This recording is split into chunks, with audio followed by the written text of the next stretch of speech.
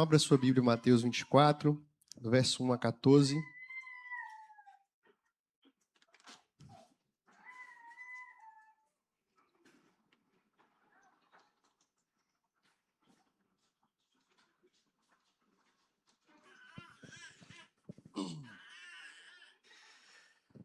Vamos, mesmo assentados, em reverência, acompanhar a leitura da palavra. Assim diz a palavra do nosso Deus. Tendo Jesus saído do templo, ia se retirando quando se aproximaram dele os seus discípulos para lhe mostrar as construções do templo. Ele, porém, lhes disse: Não vedes tudo isso? Em verdade vos digo que não ficará aqui pedra sobre pedra que não seja derribada. No Monte das Oliveiras achava-se Jesus assentado, quando se aproximaram dele os discípulos em particular e lhe pediram: Dize-nos, quando sucederão estas coisas e que sinal haverá da tua vinda e da consumação do século? E ele lhes respondeu: Vede que ninguém vos engane. Porque virão muitos em meu nome, dizendo, eu sou o Cristo, e enganarão a muitos. E certamente ouvireis falar de guerras e rumores de guerras. Vede, não vos assusteis, porque é necessário assim acontecer, mas ainda não é o fim. Porque se levantará nação contra nação, reino contra reino, e haverá fomes e terremotos em vários lugares. Porém, tudo isso é o princípio das dores. Então sereis atribulados e vos matarão, sereis odiados em todas as nações por causa do meu nome. Nesse tempo, muitos hão de se escandalizar, trair e odiar uns aos outros. Levantar-se-ão muitos falsos profetas e enganarão a muitos. E por se multiplicar a iniquidade, o amor se esfriará de quase todos. Aquele, porém, que perseverar até o fim, esse será salvo. E será pregado este evangelho do reino por todo o mundo, para o testemunho a todas as nações. Então virá o fim. Vamos orar mais uma vez? Deus bendito, nós te louvamos. Agradecemos ao Deus pelo privilégio que temos de estar na tua casa, iniciar esse mês, essa semana, na tua presença e recebermos do Senhor a tua orientação. Que o Senhor use esse tempo, Deus, para trazer esperança, para renovar em nós a esperança no Senhor, a confiança no Senhor, trazendo consolo, trazendo ânimo, despertando também, ó Deus, a fim de estarmos preparados e sermos encontrados, ó Deus, como o Senhor quer que sejamos fiéis ao Senhor, fiéis à tua palavra, ligados, firmes no Senhor. Fala aos nossos corações, por misericórdia, em nome de Jesus. Amém. Amém. Cientistas ajustam o relógio do juízo final e o fim do mundo fica mais próximo, noticiou a CNN. Relógio do juízo final. Por que o mundo está mais perto da hora da destruição do que nunca? Perguntou a BBC. Relógio do juízo final marca 85 segundos para meia-noite, o menor tempo já registrado na história, enfatizou o G1. Todas estas notícias foram publicadas nessa semana, na última terça-feira, dia 27. O relógio do juízo final é uma metáfora para quão próxima está a humanidade da sua autoaniquilação. Quanto mais o relógio fica perto da meia-noite, mais próximo também estaria o mundo do seu fim. E a cada ano, cientistas atômicos se juntam com seus patrocinadores, dentre eles aí se encontram 11 prêmios Nobel, para publicar um boletim com a decisão de reposicionar esse relógio. Ou eles adiantam, ou eles atrasam esse relógio. Ele foi criado em 1947, depois da Segunda Guerra Mundial. Na época, quando foi criado, faltavam 7 minutos para a meia-noite. Mas ele já chegou, no fim da Guerra Fria, a ficar 17 minutos para a meia-noite. Isso porque o principal objetivo desse grupo, com esse relógio, não é cravar que dia o mundo vai acabar. como se fosse uma profecia. A ideia deles é conscientizar a humanidade para os perigos de uso de armas nucleares, dos conflitos, de enfermidades, das mudanças climáticas, entre outras coisas, como isso pode afetar a nossa sobrevivência aqui na Terra. E esse, inclusive, é um dos motivos pelo qual o relógio está tão próximo. Essa questão dos conflitos, Ucrânia e Rússia, Estados Unidos, a tensão que está no mundo aí, o novo vírus que está surgindo, enfim. Eles usam isso, esse parâmetro, para adiantar ou atrasar o relógio. E é interessante que essa metáfora, essa linguagem, carrega uma curiosidade que não é de hoje. Há séculos, há milênios, o homem se pergunta: quando será o fim? Qual é a data? Quando será? Será que é possível prever? Será que é possível ter uma ideia disso? Os discípulos de Jesus também tiveram essa curiosidade. Nos últimos domingos, nós ouvimos uma dura mensagem de Jesus contra os religiosos da sua época. No capítulo 23, Jesus condenou as várias facetas da hipocrisia dos fariseus, dos religiosos, e concluiu com um alerta: o juízo vai chegar sobre a vida de vocês. Eles experimentariam, aquela geração a quem Jesus se refere, os ais, eles experimentariam o juízo do Senhor, porque rejeitaram a mensagem dos profetas, porque rejeitaram o próprio Cristo, porque se colocavam como um impedimento para que as pessoas pudessem entrar no reino de Deus, porque pregavam uma mensagem que não era o evangelho da graça. Aqueles homens iriam experimentar o juízo do Senhor, aquela geração.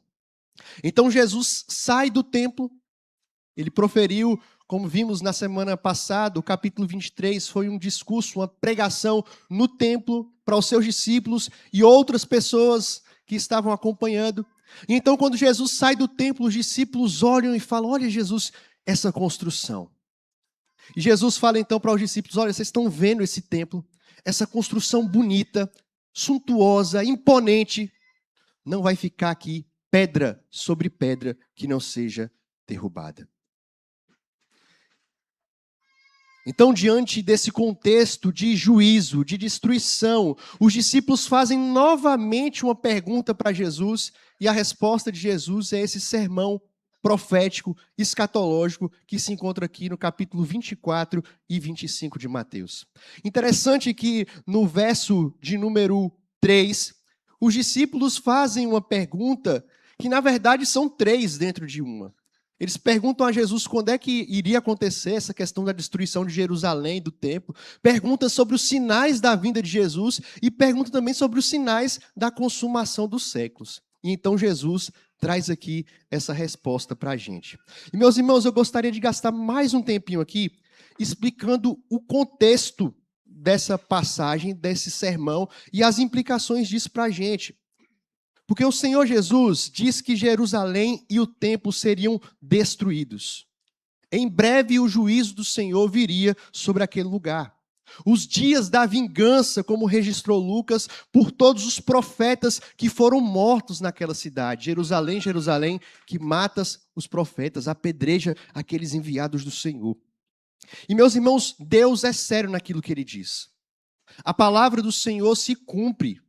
E 40 anos depois de Jesus ter pronunciado isso, aquela cidade virou pó.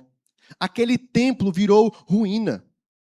Quando Jesus pronunciou esse discurso, era por volta do ano 30 do primeiro século. E por volta do ano 67 começou uma revolta ali entre os judeus que queriam se tornar independentes de Roma, lutando contra o Império Romano. Essa revolta durou cerca de 2 anos e meio. No ano 70, o Império Romano mandou as suas mais poderosas legiões contra a Judéia, contra a capital, Jerusalém. Liderado por Tito, que comandou essa incursão de Roma contra Jerusalém, ele que era o comandante máximo do exército romano, inclusive se tornou imperador de Roma depois. O poderio romano era incomparável ao poderio de Jerusalém e da Judéia. De forma que Jerusalém e a Judéia foram esmagados, esmiuçados, como um martelo quebra uma pedra. Flávio Joséfo, um historiador, conhecido e reconhecido, e que foi testemunho ocular do que aconteceu aqui, descreve como aquilo foi horrível, sangrento, devastadora a destruição de Jerusalém. Ele escreveu na obra A Guerra dos Judeus que durante o cerco romano a miséria tomou conta da cidade. Dia após dia, o povo com fome, sem alimento, e ele diz que as pessoas começaram a se voltar umas contra as outras por causa da miséria que tinha se instalado ali. Não ficou pedra sobre pedra, tudo virou pó. De forma que se cumpriu a palavra do Senhor de que Jerusalém e o templo seriam destruídos. Se cumpriu também a palavra do Senhor de que o juízo dele viria sobre aquela geração que ouviu os ais, que ouviu a mensagem dele. Mas perceba que aqui no texto, os discípulos também falam do fim dos tempos, da consumação dos séculos. E Jesus parece aqui aceitar essa comparação. Porque, veja, Jesus falou do juízo sobre Jerusalém, sobre o templo, e os discípulos associam isso com o final dos tempos, com a consumação dos tempos. E Jesus parece aceitar aqui essa associação. E então Jesus, no sermão, passa a falar sobre os sinais da sua vinda, passa a falar sobre coisas que se aplicam lá ao que aconteceu no ano 70, mas parece também falar sobre coisas que extrapolam ao que aconteceu naquela época, e uma coisa se combina, outra nem tanto. É por isso que esse texto, meus irmãos, ainda hoje, Mateus 24 e Mateus 25, tem muita controvérsia, tem muita discussão, muita divergência de interpretação. O que esse texto quer dizer? E não é o nosso objetivo aqui a gente entrar nas correntes escatológicas, o que elas defendem, não é o nosso objetivo aqui. Mas para a gente entender esse texto hoje, nós precisamos levar em conta que as profecias, tanto no Antigo Testamento quanto no Novo Testamento, tinham um aspecto de mostrar frequentemente eventos espelhados. Como assim, pastor? Um evento menor que simboliza ou aponta para um evento maior. Então aqui a destruição de Jerusalém seria esse evento menor, essa semente, esse embrião da destruição de todas as coisas, da consumação dos séculos. Seria um fim do tempo em miniatura. É por isso que tudo que Jesus disse aqui se aplicou inteiramente ao que aconteceu lá em 70 depois de Cristo, mas se aplica também inteiramente ao que vai acontecer. É o famoso já e ainda não. Por isso, meus irmãos, as orientações de Jesus aqui para os discípulos, lá naquele contexto, servem também para os discípulos ao longo da história. Orientações de Jesus sobre o fim. Quais são essas orientações que nós encontramos aqui nesse texto?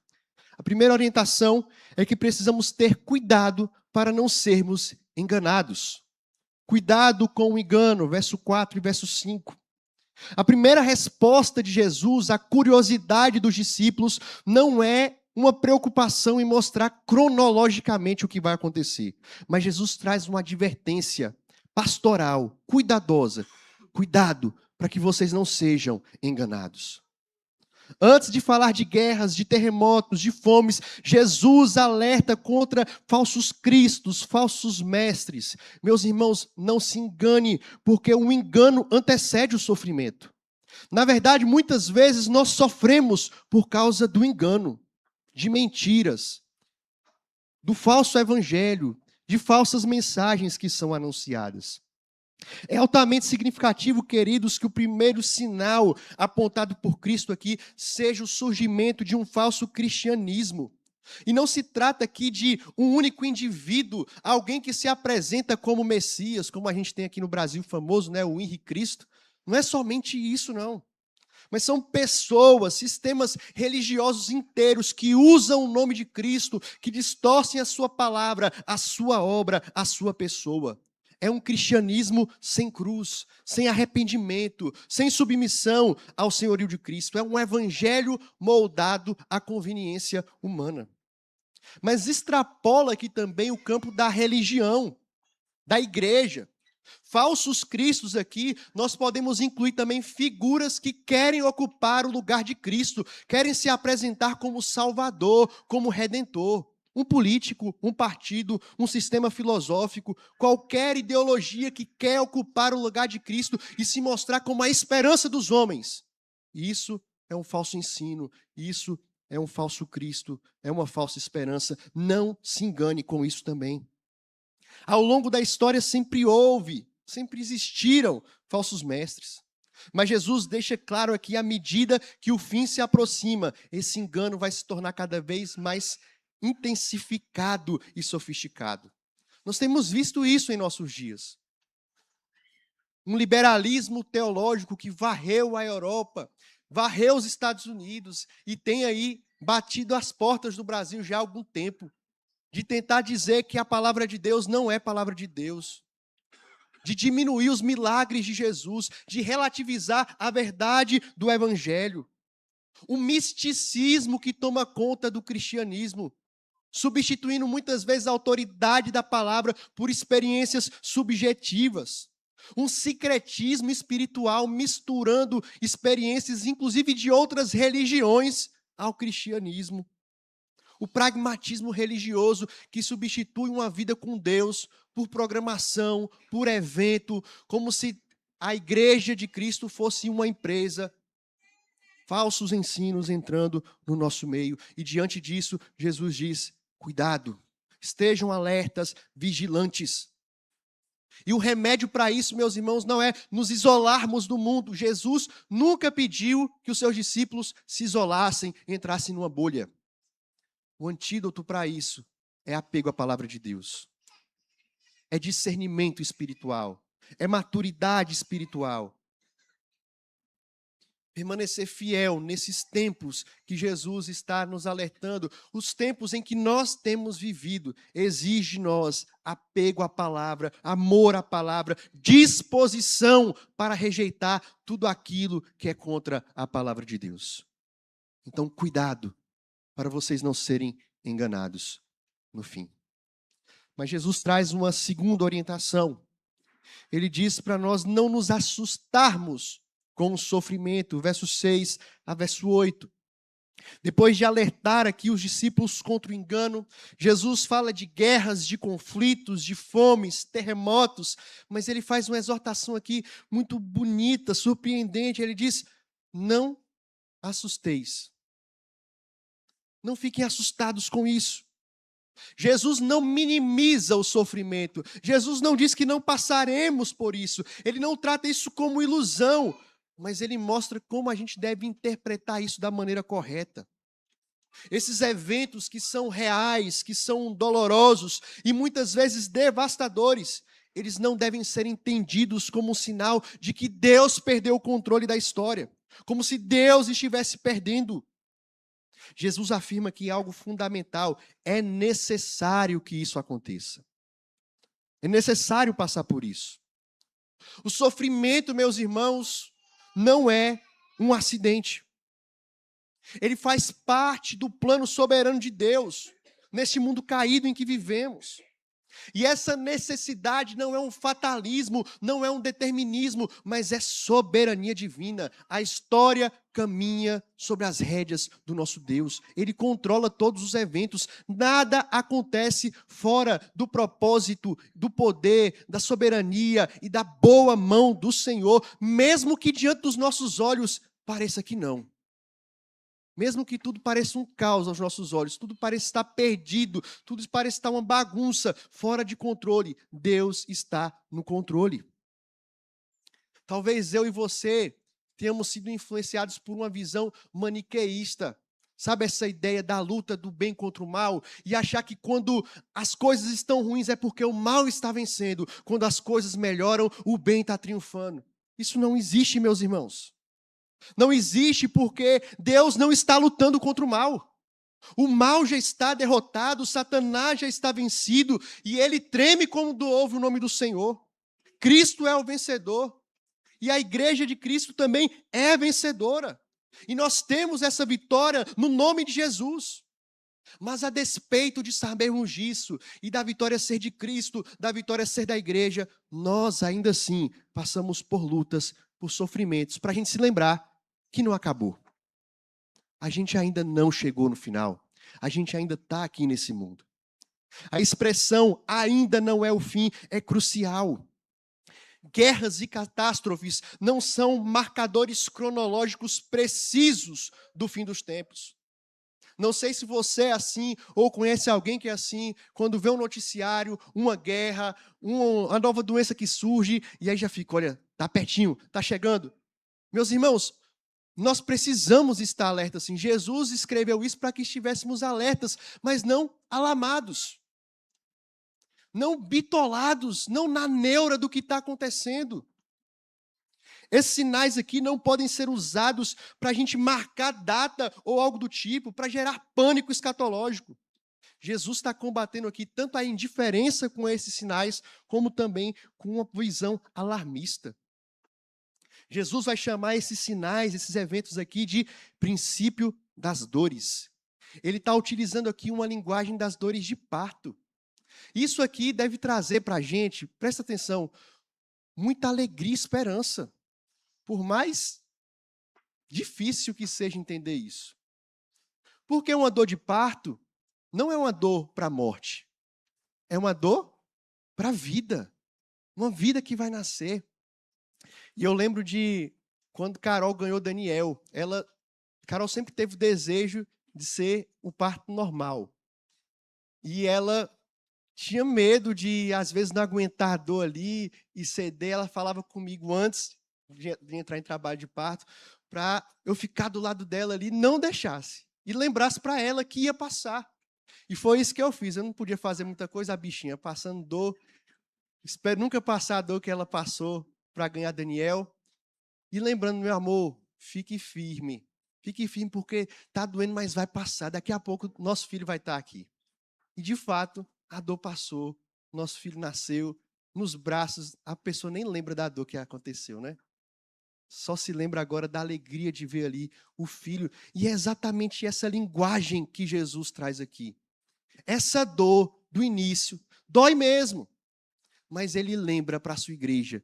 Isso é transitório. Isso vai passar. Essa dor, esse sofrimento não é o fim. Mas aponta para o fim. Aponta para a redenção final.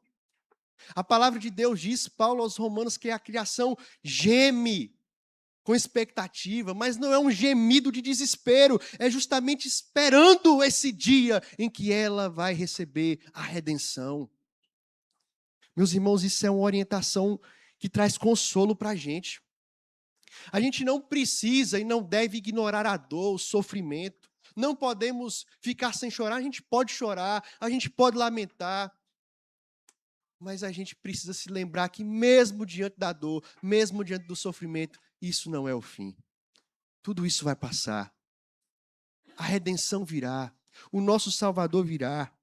O sofrimento nos lembra que nada nessa terra aqui pode ser a nossa esperança. Mas a nossa esperança está naquilo que o Senhor tem preparado para nós, a consumação do reino, a sua vinda gloriosa.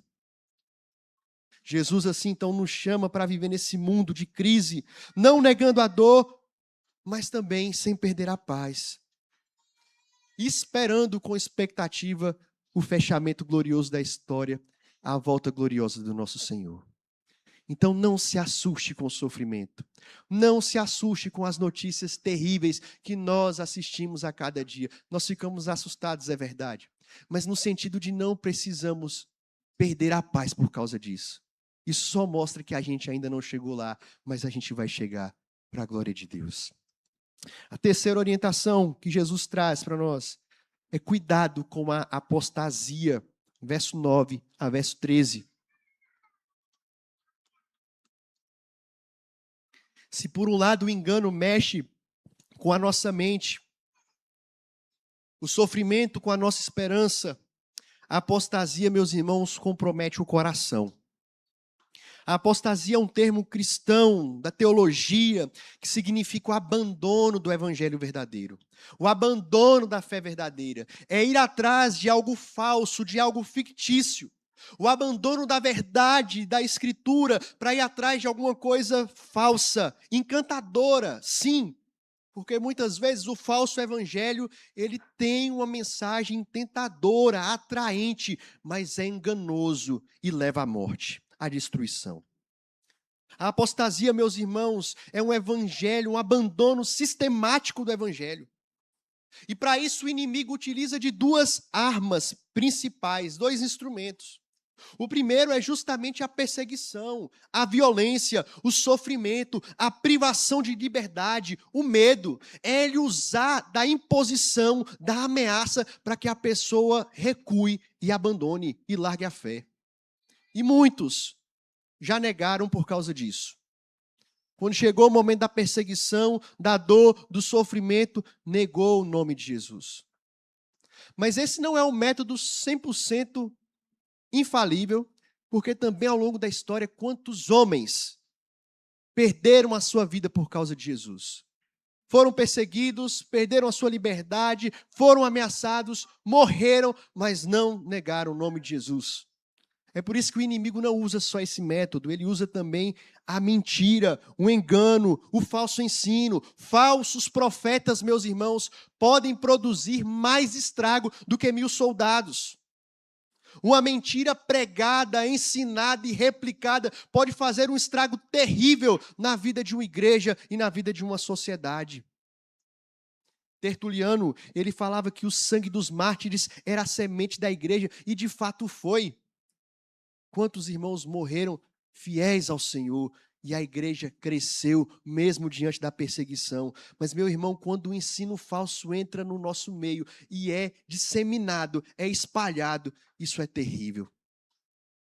Se não for combatido, pode misturar com aquilo que é bom e trazer prejuízos irreversíveis. É por isso que nós observamos isso, foi algo real no começo da igreja. Antes da destruição de Jerusalém, as cartas que foram escritas por Paulo, quantas cartas combatendo falsos mestres, falsos ensinos, um falso evangelho. Isso já era real lá, é real ainda hoje. Pessoas que abandonam o evangelho verdadeiro por causa de um evangelho falso, um evangelho fácil, uma graça barata, uma graça que afasta de Deus e não se aproxima. Portanto, a apostasia aqui tem esses dois aspectos. Muitos abandonam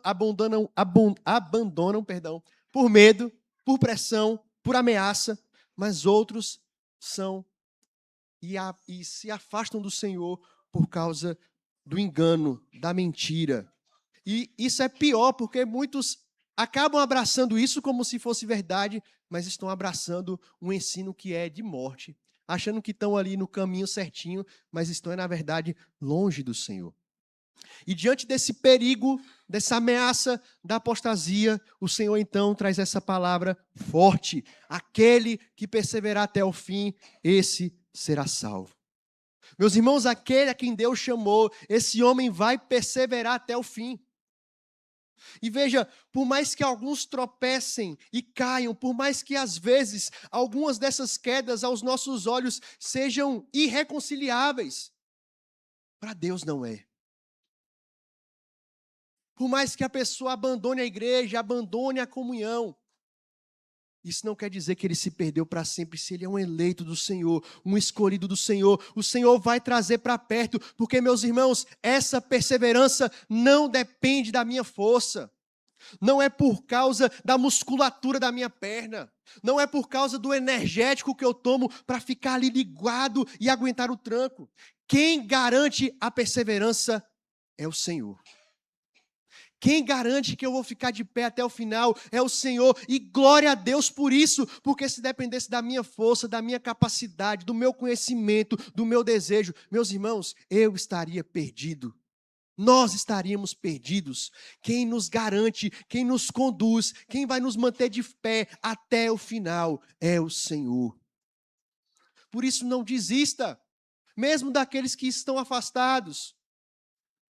E ainda não é o final. Enquanto Jesus não voltar, enquanto essa pessoa não partir, há esperança para que ela volte, para que o Senhor traga de volta ao caminho de perseverança e de fidelidade à palavra de Deus. Porque o Senhor vai sustentar os seus e vai buscar os seus, mesmo aqueles que estão trôpegos, mesmo aqueles que estão na lama, como foi com o filho pródigo. Jesus nos dá um lembrete aqui, meus irmãos, de que às vezes o martírio e a perseguição vai provar alguns. E muitas vezes seremos perseguidos e maltratados para que a nossa fé seja provada e aprovada. Essa orientação de Jesus nos chama a uma autoavaliação. Não importa tanto como a gente começa a nossa caminhada, mas como a gente vai terminar a nossa caminhada. Importa é terminar a caminhada bem, diante do Senhor, sendo fiel ao Senhor e à sua palavra. Meus irmãos, em tempos de engano, de relativização, nós precisamos pedir ao Senhor por misericórdia, que Ele nos fortaleça, que Ele firme os nossos passos. Aquele que está de pé tem que tomar cuidado para não cair. Parar de olhar para o outro e olharmos para nós mesmos, para que o Senhor nos sustente nessa caminhada, para que não falte em nós a fé genuína, mesmo diante da crise, mesmo diante da perseguição, mesmo diante da adversidade, mesmo diante do engano, que Ele nos mantenha de pé, porque se não for Ele nos sustentando, nós iremos cair. É graça, do início ao fim, do início ao fim. A última orientação que Jesus dá aqui no texto que nós lemos é a orientação de que nós precisamos, então, anunciar o Evangelho, verso 14.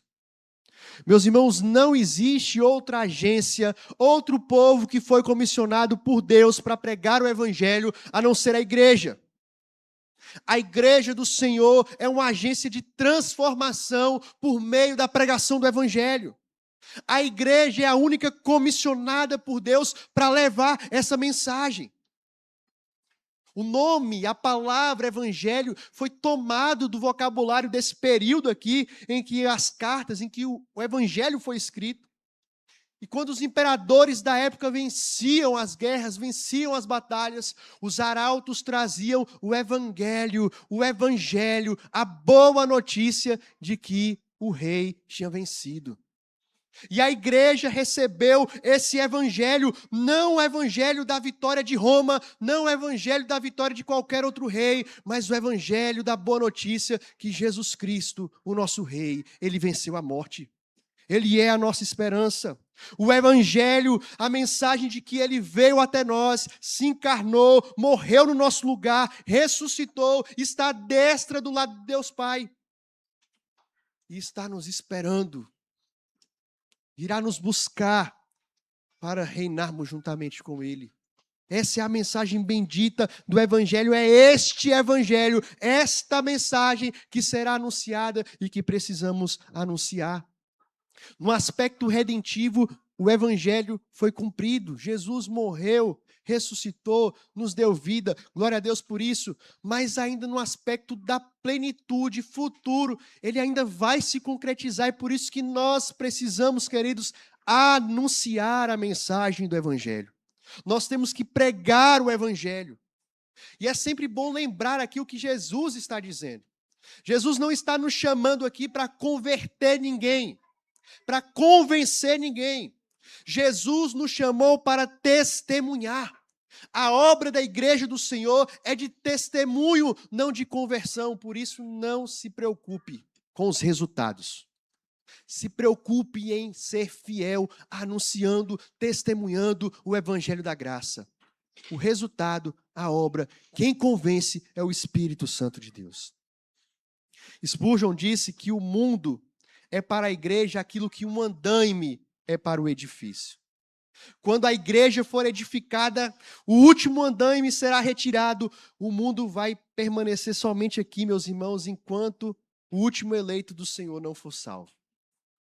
Quando a obra do Senhor estiver completa, quando a igreja estiver completa, isso será retirado e o Senhor irá resgatar a sua igreja, virá o fim. A história das missões mostra isso.